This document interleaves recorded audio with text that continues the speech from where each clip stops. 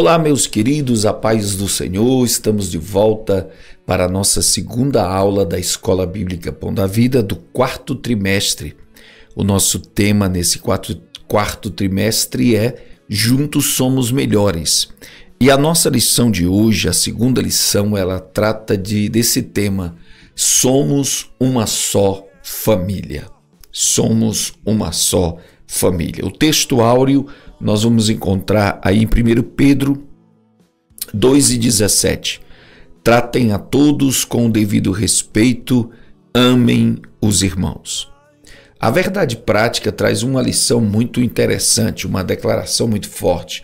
Nós temos um forte desejo de pertencer. Todo ser humano, ele tem essa característica, irmãos. Ele deseja pertencer, fazer parte de algo maior que ele mesmo, que dê significado, que dê propósito, que lhe dê direcionamento. E a Igreja de Jesus, a Igreja Pão da Vida, é mais do que uma igreja para frequentar. É uma família a pertencer. Certamente você já leu as leituras diárias e a nossa leitura bíblica em classe está em Efésios 2, do verso 19 ao 22, que diz assim: assim que já não sois estrangeiros, nem forasteiros, mas concidadãos dos santos e da família de Deus, edificados sobre o fundamento dos apóstolos e dos profetas, de que Jesus Cristo é a principal pedra da esquina, na qual todo o edifício bem ajustado cresce para templo santo do Senhor, no qual também vós juntamente sois edificados para a morada de Deus em Espírito. Na aula passada, nós aprendemos que todos os crentes pertencem à família de Deus. Isso significa que a igreja não é algo feito por nós, mas sim algo a que pertencemos. É a família do povo de Deus. É mais do que uma organização, mais do que uma instituição e até mesmo mais do que um grupo de pessoas que pensam da mesma forma. Nós não somos uma mera comunidade de pessoas que se identificam pelo pensamento, pela roupa, pela moda, pelo estilo. Nós somos muito mais do que isso. Nós somos família de Deus, né? Somos uma família que foi forjada pelo fogo do amor de Deus. E devemos ser dedicados uns aos outros com amor fraternal. Romanos 12:10. Nós devemos amar uns aos outros como irmãos e irmãs. Esse sentimento de unidade em família permite que criemos uma autêntica comunidade cristã, onde somos aceitos, apoiados, desafiados a viver completamente os propósitos de nossas vidas. Pertencemos e ajudamos outros a crerem que pertencem também à família de Deus. Olha que coisa interessante. A primeira é que nós aprendemos que a igreja é uma família forjada pelo fogo do amor de Deus.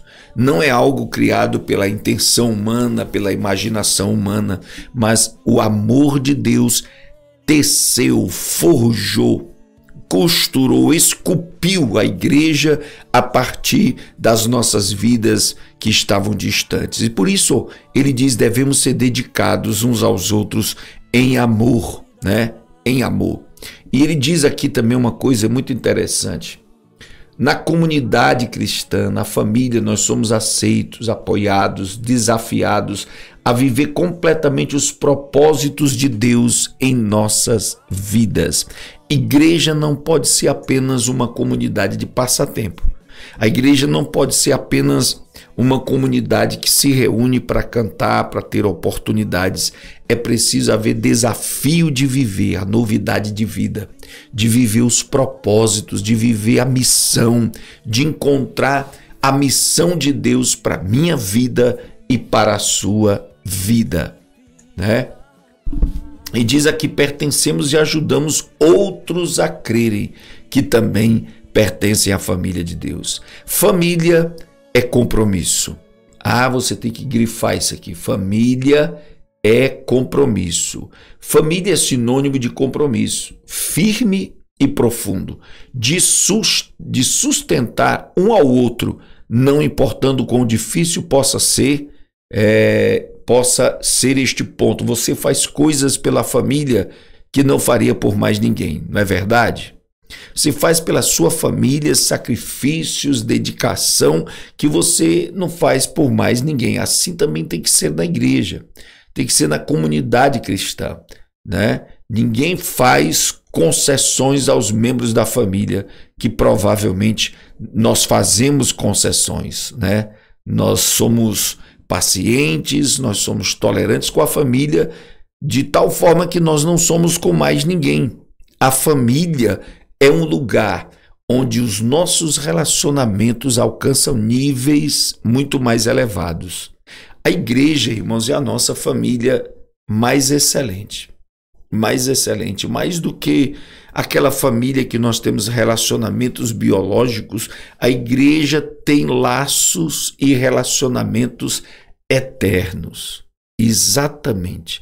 A igreja precisa viver isso. É claro que a gente sabe que na maioria das vezes, na prática, na realidade, há muita dificuldade de que as pessoas, os membros da igreja, os crentes, entendam essa natureza da igreja. A igreja é a nossa família, é o grupo de convivência com o qual nós podemos contar, nós podemos acreditar, nós podemos nos relacionar sem medo, né? Sem nenhuma pretensão de ser ali machucado, sofrer. Não, nós vamos sofrer juntos, nós vamos enfrentar as batalhas juntos, porque a igreja é compromisso de viver essa verdade uns com os outros. Para muitos de nós, essa imagem sobre família é falha, tá vendo? Para muitos de nós, essa imagem de família é falha, porque nunca realmente pertencemos a uma família íntegra e amorosa. Isso aqui é muito sério. Há pessoas que nunca tiveram uma família, um pai, uma mãe, que o abraçasse, que o beijasse, que desse suporte, ajudasse nas horas difíceis. E quando eles ouvem falar da família de Deus, eles não entendem bem o que é isso, porque nunca tiveram, né? Porque nunca tiveram um abraço, colo, nunca foi comemorado o seu aniversário, sempre houve lacunas na sua família biológica. Isso é tão sério, irmãos, que a psicologia cristã diz que muitos têm dificuldade de se relacionar com Deus como pai, porque nunca tiveram um pai amoroso, presente, participativo.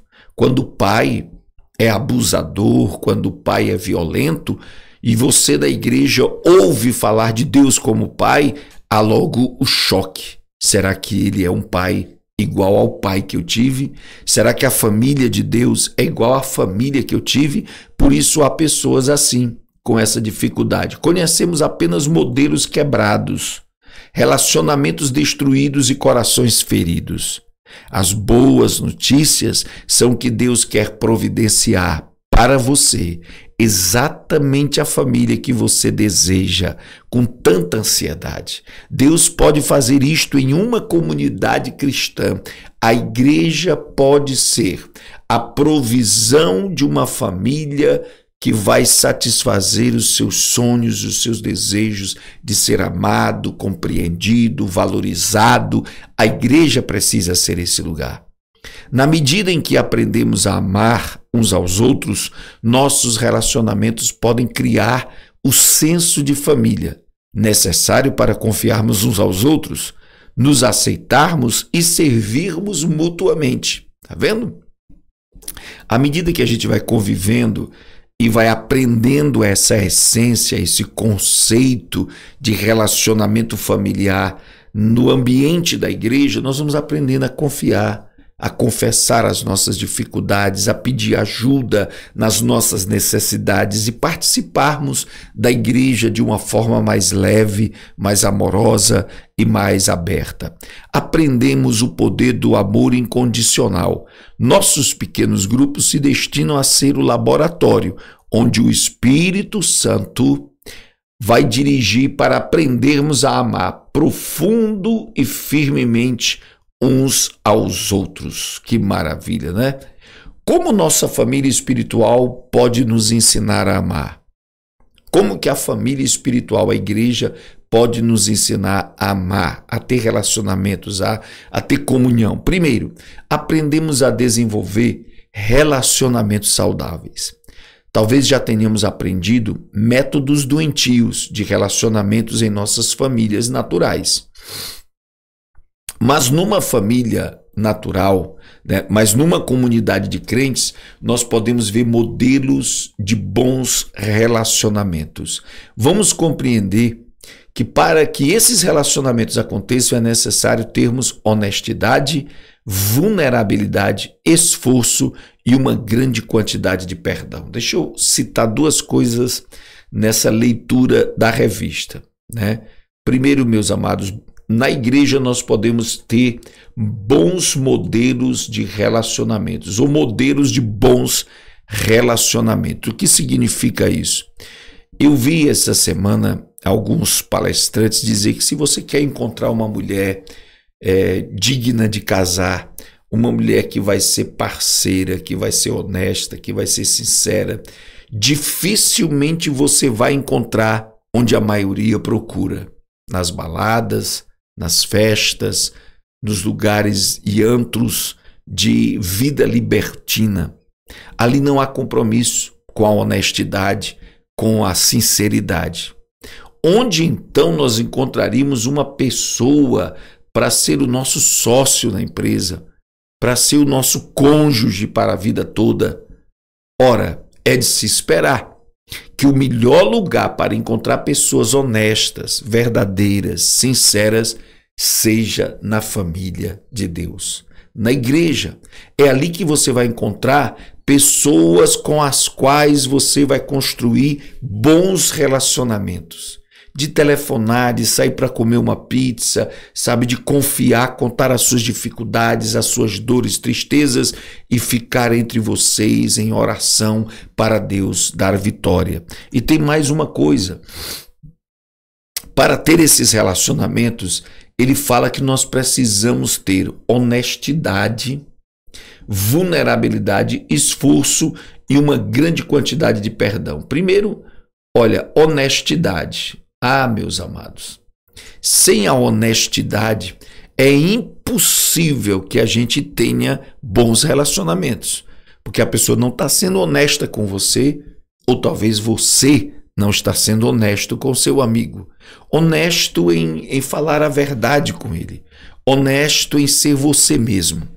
Eu me lembro que preguei aqui na igreja um tempo atrás que há pessoas que nós vamos conviver com elas a vida toda e nunca saberemos quem realmente elas eram, porque elas não nos contam, ela não nos deixa que as conheçamos, não nos deixam que a conheçamos.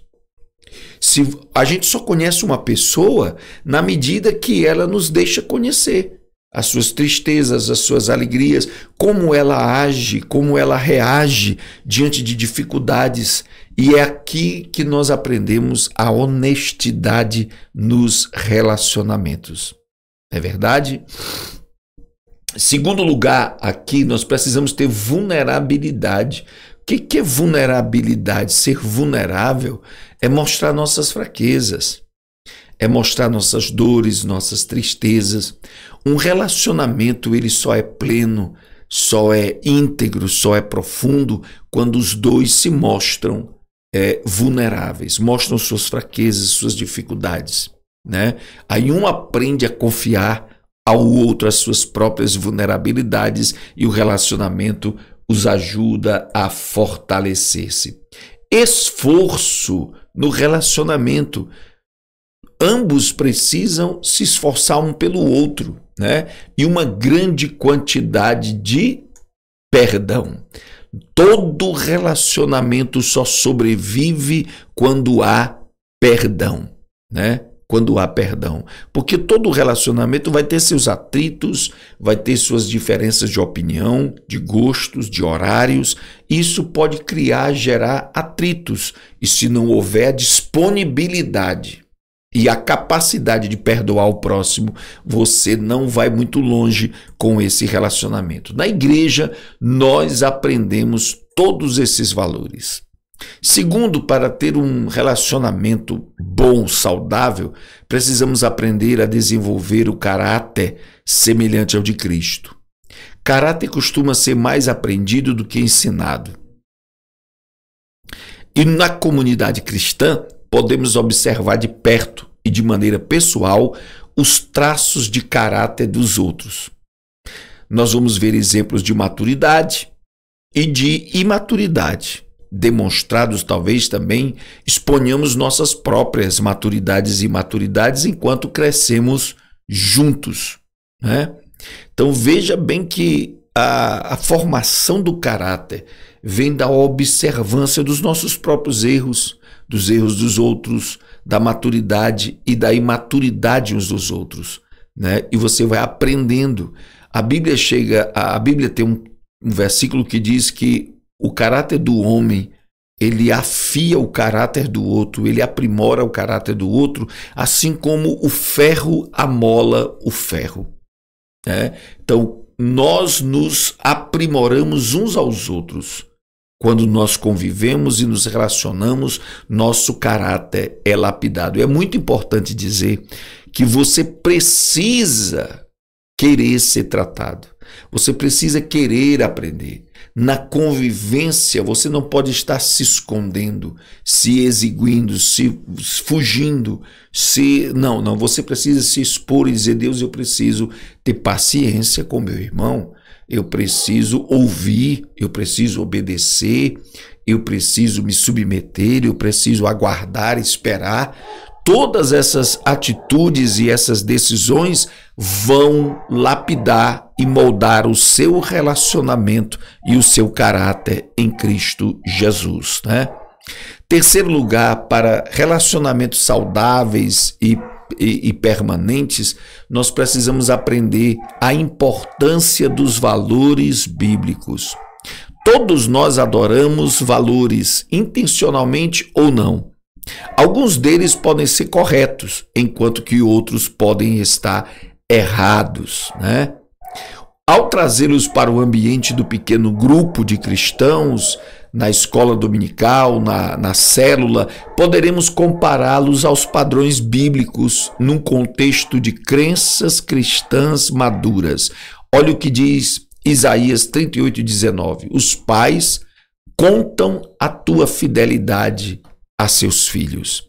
Eles contam, Maria, no pequeno grupo, a fidelidade de Deus a seus filhos. Ou seja, nós crescemos quando aprendemos juntos os princípios, as verdades da Bíblia. Os melhores relacionamentos humanos são cristãos, e os melhores relacionamentos cristãos são aqueles fundamentados em aprender os princípios da Bíblia, a viver os ensinamentos da palavra de Deus.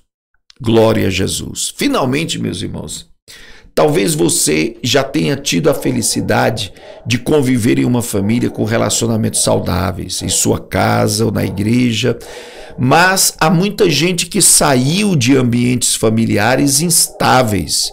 As próximas semanas trarão a oportunidade de você romper com o passado. Essa é a sua chance de pertencer a uma família amorosa e começar um relacionamento novo e saudável, com um caráter semelhante ao de Jesus e com valores bíblicos. Essa é a sua chance de escolher sua herança espiritual, que também vai transformar sua herança natural. Não perca esta oportunidade. Junte-se a seus irmãos e irmãs e aprenda a amar profundamente. Independente do que você passou na sua família biológica, você tem a oportunidade de conviver com cristãos que também estão se aperfeiçoando, que também estão aprendendo, que também estão renunciando, estão abrindo mão e estão se aprimorando. E assim, juntos, aprenderemos a amar, a suportar, a ser paciente, a servir e ajudar uns aos outros. Sabe por quê? Porque nós somos uma família em Cristo Jesus, nosso Senhor. Que Deus abençoe, meu querido. Na próxima aula, vamos explorar mais ainda a comunhão em Cristo Jesus. Que Deus abençoe a todos, em nome de Jesus.